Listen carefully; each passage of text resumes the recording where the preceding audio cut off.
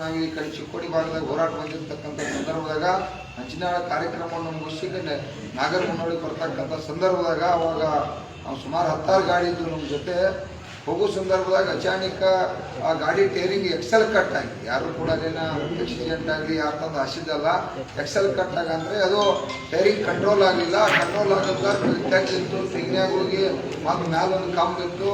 ಅಚಾನಕ ಅದು ಬಹಳ ಗಂಭೀರವಾಗಿ ಕೂಡ ಗಾಡಿ ಗಾಯ ಆಯಿತು. ಆದರೂ ಕೂಡ ನಿಮ್ಮೆಲ್ಲರ ರೈತ ದೇವರ ಆಶೀರ್ವಾದ ಜಗನ್ಮಾತೆ ಆಶೀರ್ವಾದದಿಂದ ಏನೂ ಕೂಡ ಇವತ್ತ ಒಂಚೂರು ಕೂಡ ನಮಗೆ ಖರ್ಚಾಗಿಲ್ಲ.